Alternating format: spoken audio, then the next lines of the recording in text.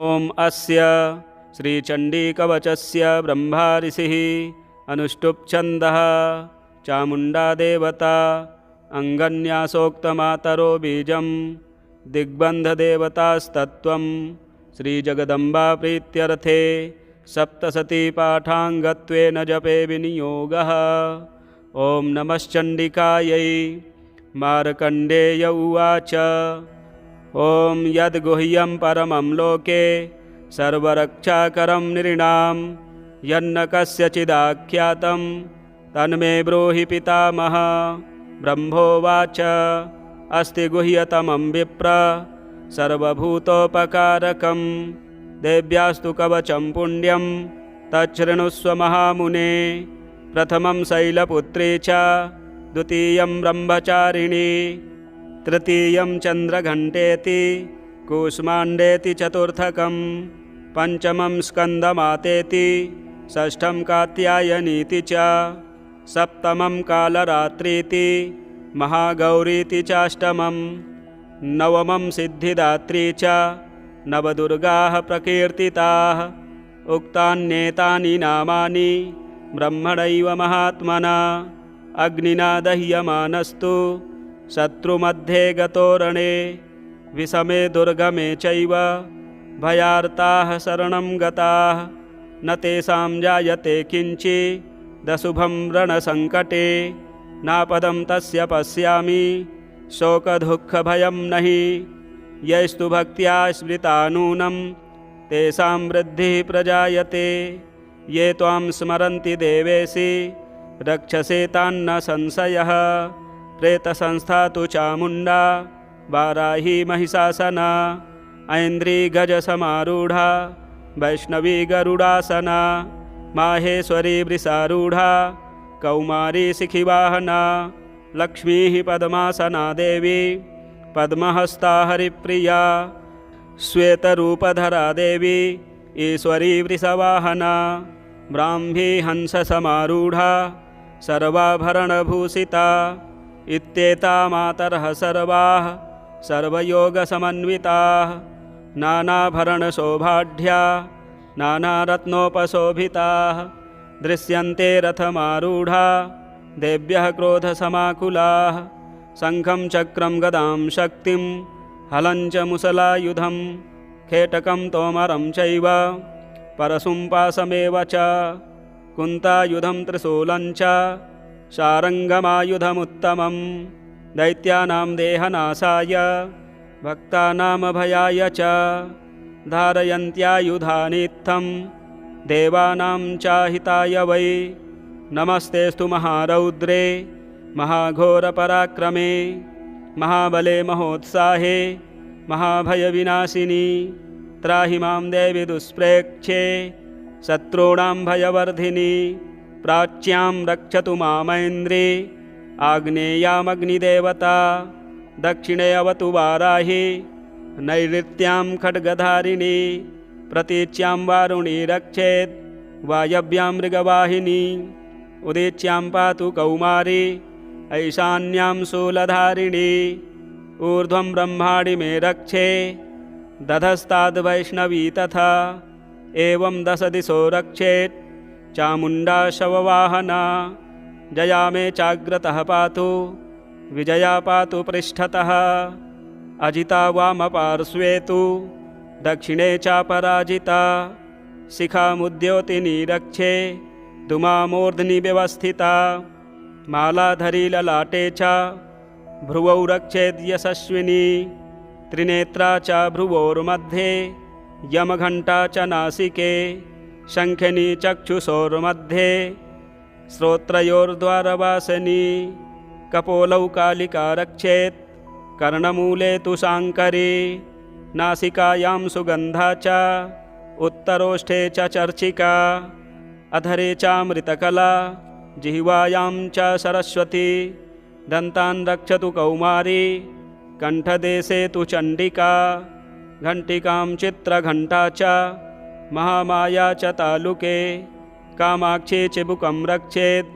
वाचं मे सर्वमङ्गला ग्रीवायां भद्रकाली च पृष्ठवंशे धनुर्धरी नीलग्रीवा बहिः कण्ठे नलिकां नलकूबरी स्कन्धयोः खड्गनी रक्षेत् बाहू मे वज्रधारिणी हस्तयोर्दण्डनी रक्षे दम्बिका चाङ्गुलीषु च नखाञ्चूलेश्वरी रक्षेत् कुक्षौ रक्षेत् कुलेश्वरी स्तनौ रक्षेन्महादेवी मनः शोकविनाशिनी हृदये ललिता देवी उदरे शूलधारिणी नाभौ च कामनी रक्षेत् गुह्यं गुह्येश्वरी तथा पूतना कामिका मेढ्रं गुदे महिषवाहिनी कट्यां भगवती रक्षेज्जानुनी विन्ध्यवासिनी जङ्घे महाबला रक्षेत् सर्वकामप्रदायिनी गुल्फयोर्नारसिंही च पादपृष्ठे तु तैजसी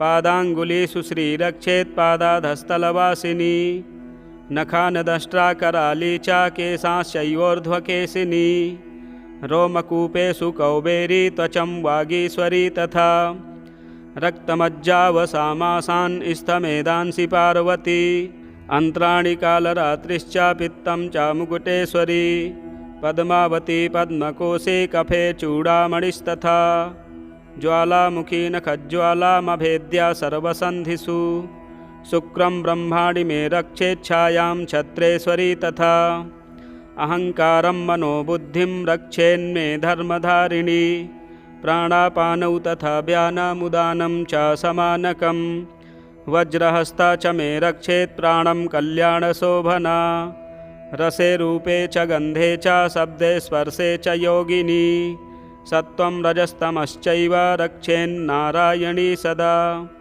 आयु रक्षतु वाराही धर्मं रक्षतु वैष्णवी यशः कीर्तिं च लक्ष्मीं च धनं विद्यां च चक्रिणी गोत्रमिन्द्राणि मे रक्षेत् पशून्मे रक्ष चण्डिके पुत्रान् रक्षेन्महालक्ष्मीं भार्यां रक्षतु भैरवी पन्थानां सुपथा रक्षेन्मार्गं क्षेमकरी तथा राजद्वारे महालक्ष्मीर्विजया सर्वतः स्थिता रक्षाहीनं तु यतस्थानं वर्जितं कवचेन तु तत्सर्वं रक्ष मे देवी जयन्ती पापनाशिनी पदमेकं न गच्छेतु यदीक्षेक्षुभमात्मनः कवचेनावृतो नित्यं यत्र यत्रैव गच्छति तत्र तत्रार्थलाभश्च विजयः सार्वकामिकः यं यं चिन्तयते कामं तं तं प्राप्नोति निश्चितं परमैश्वर्यमतुलं प्राप्स्यते भूतले पुमान् निर्भयो जायते मर्त्यः सङ्ग्रामे स्वपराजितः त्रैलोक्ये तु भवेत् पूज्यः कवचेनावृतः पुमान् इदं तु देव्याः कवचं देवानामपि दुर्लभं यः पठेत् प्रयतो नित्यं त्रिसन्ध्यं श्रद्धयान्वितः दैवी कला भवेत् तस्य त्रैलोक्ये स्वपराजितः जीवेद्वर्षशतं साग्रमपमृत्युर्विवर्जितः नश्यन्ति व्याधयः सर्वे लूता विस्फोटकादयः स्थावरं जङ्गमं चैव कृत्रिमं चापि यद्विषम् अभिचाराणि सर्वाणि मन्त्रयन्त्राणि भूतले भूचराः खेचराश्चैव जलजाश्चोपदेशिकाः सहजा कुलजा माला डाकिनी शाकिनी तथा अन्तरिक्षचरा घोरा डाकिन्यश्च महाबलाः ग्रहभूतपिशाचाश्च यक्षगन्धर्वराक्षसाः ब्रह्मराक्षसवेतालाः कूसमाण्डा भैरवादयः नश्यन्ति दर्शनात् तस्य कवचे हृदि संस्थिते मानोन्नतिर्भवेद् राजस्तेजो वृद्धिकरं परं यशसा वर्धते सोऽपि कीर्तिमण्डितभूतले जपेत् सप्तशतीं चण्डीं कृत्वा तु कवचं पुरा यावद्भूमण्डलं धत्ते सशैलवनकाननं तावत् तिष्ठति मेदिन्यां सन्ततिः पुत्रपौत्रिकी देहान्ते परमं स्थानं यत्सुरैरपि दुर्लभं प्राप्नोति पुरुषो नित्यं महामायाप्रसादतः लभते परमं रूपं शिवेन सह मोदते अथ अर्गलास्तोत्रम् ॐ अस्य श्री अर्गलास्तोत्रमन्त्रस्य विष्णुर्ऋषिः अनुष्टुप् छन्दः श्रीमहालक्ष्मीर्देवता श्रीजगदम्बा प्रीतये सप्तशती पाठाङ्गत्वेन जपे विनियोगः ॐ नमश्चण्डिकायै। मार्कण्डेय उवाच ॐ जयन्ती मङ्गला काली भद्रकाली कपालिनी दुर्गा क्षमा शिवा धात्री स्वाहा स्वधा नमोऽस्तु ते। जय त्वं देवी चामुण्डे जय भूतार्तिहारिणी जय सर्वगते देवी कालरात्रि नमोऽस्तु ते। मधुकैटभविद्रा विविधात्रिवरदे नमः। रूपं देहि जयं देहि यशो देहि दिशो जहि। महिषासुरनिर्नाशी भक्तानां सुखदे नमः। रूपं देहि जयं देहि यशो देहि दिशो जहि। रक्तबीजवधे देवी चण्डमुण्डविनाशिनी रूपं देहि जयं देहि यशो देहि दिशो जहि। शुम्भस्यैव शुम्भस्य धूम्राक्षस्य च मर्दिनी रूपं देहि जयं देहि यशो देहि दिशो जहि। वन्दिताङ्घ्रियुगे देवी सर्वसौभाग्यदायिनी रूपं देहि जयं देहि यशो देहि दिशो जहि। अचिन्त्यरूपचरिते सर्वशत्रुविनाशिनी रूपं देहि जयं देहि यशो देहि दिशो जहि।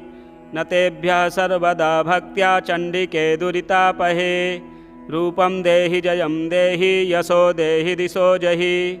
स्त्वद्भ्यो भक्तिपूर्वं त्वां चण्डिके व्याधिनाशिनी रूपं देहि जयं देहि यशो देहि दिशो जहि। चण्डिके सततं ये त्वामर्चयन्तीह भक्तितः रूपं देहि जयं देहि यशो देहि दिशो जहि। देहि सौभाग्यमारोग्यं देहि मे परमं सुखं रूपं देहि जयं देहि यशो देहि दिशो जहि। विधेहि द्विषतां नाशं विधेहि बलमुच्चकैः रूपं देहि जयं देहि यशो देहि दिशो जहि। विधेहि देवि कल्याणं विधेहि परमां श्रियं रूपं देहि जयं देहि यशो देहि दिशो जहि। सुरासुरशिरोरत्ननिघृष्टचरणेऽम्बिके रूपं देहि जयं देहि यशो देहि दिशो जहि। विद्यावन्तं यशस्वन्तं लक्ष्मीवन्तं जनं कुरु रूपं देहि जयं देहि यशो देहि दिशो जहि। प्रचण्डदैत्यदर्पघ्ने चण्डिके प्रणताय मे रूपं देहि जयं देहि यशो देहि दिशो जहि। चतुर्भुजे चतुर्वक्त्र संस्तुते परमेश्वरी रूपं देहि जयं देहि यशो देहि दिशो जहि। कृष्णेन संस्तुते देवी सस्वद्भक्त्या सदाम्बिके रूपं देहि जयं देहि यशो देहि दिशो जहि। हिमाचलसुतानाथ संस्तुते परमेश्वरी रूपं देहि जयं देहि यशो देहि दिशो जहि। इन्द्राणीपति सद्भावा पूजिते परमेश्वरी रूपं देहि जयं देहि यशो देहि दिशो जहि। देवी प्रचण्ड दोर्दण्ड दैत्यदर्पविनाशिनी रूपं देहि जयं देहि यशो देहि दिशो जहि। देवी भक्तजनोद्दामा दत्तानन्दोदयेऽम्बिके रूपं देहि जयं देहि यशो देहि दिशो जहि। पत्नीं मनोरमां देहि मनोवृत्तानुसारिणीं तारिणीं दुर्गसंसारसागरस्य कुलोद्भवाम्। इदं स्तोत्रं पठित्वा तु महास्तोत्रं पठेन्नरः स तु सप्तशती संख्या वरमाप्नोति सम्पदाम्। ॐ श्रीजगदम्बार्पणमस्तु। अथ कीलकम्। ॐ अस्य श्रीकीलकमन्त्रस्य शिवऋषिः अनुष्टुप् छन्दः। श्रीमहासरस्वती देवता श्रीजगदम्बा प्रीत्यर्थं सप्तशती पाठाङ्गत्वेन जपे विनियोगः। ॐ नमश्चण्डिकायै। मार्कण्डेय उवाच ॐ विशुद्धज्ञानदेहाय त्रिवेदी दिव्यचक्षुषे श्रेयः प्राप्तिनिमित्ताय नमः सोमार्धधारिणे। सर्वमेतद्विजानीयान्मन्त्राणामभिकीलकं सोऽपि क्षेममवाप्नोति सततं जाप्य तत्परः। सिद्ध्यन्त्युच्चाटनादीनि वस्तूनि सकलान्यपि एतेन स्तुवतां देवी स्तोत्रमात्रेण सिद्ध्यति। न मन्त्रो नौषधं तत्र न किञ्चिदपि विद्यते। विना जाप्येन सिद्ध्येत सर्वमुच्चाटनादिकं। समग्राण्यपि सिद्ध्यन्ति लोकशङ्कामिमां हरः। कृत्वा निमन्त्रयामास सर्वमेवमिदं शुभम्। स्तोत्रं वै चण्डिकायास्तु तच्च गुप्तं चकारसः। समाप्तिर्न च पुण्यस्य तां यथावन्नियन्त्रणां। सोऽपि क्षेममवाप्नोति सर्वमेवं न संशयः। कृष्णायां वा चतुर्दश्यामष्टम्यां वा समाहितः। ददाति प्रतिगृह्णाति नान्यथैषा प्रसीदति। इत्थं रूपेण कीलेन महादेवेन कीलितं। यो निष्कीलां विधायैनां नित्यं जपति संस्फुटं। स सिद्धः स गणः सोऽपि गन्धर्वो जायते नरः। न चैवाप्यततस्तस्य भयं क्वापीह जायते। नापमृत्युवशं याति मृतो मोक्षमवापुनुयात्। ज्ञात्वा प्रारभ्य कुर्वीत न कुर्वाणो विनश्यति। ततो ज्ञात्वैव सम्पन्नमिदं प्रारभ्यते बुधैः। सौभाग्यादि च यत्किञ्चित् दृश्यते ललनाजने। तत्सर्वं तत्प्रसादेन तेन जाप्यमिदं शुभम्। शनैस्तु जप्यमानेऽस्मिन् स्तोत्रे सम्पत्तिरुच्चकैः। भवत्येव समग्रापि ततः प्रारभ्यमेव तत्। ऐश्वर्यं यत्प्रसादेन सौभाग्यारोग्यसम्पदः। शत्रुहानिः परो मोक्षः स्तूयते सा न किं जनैः।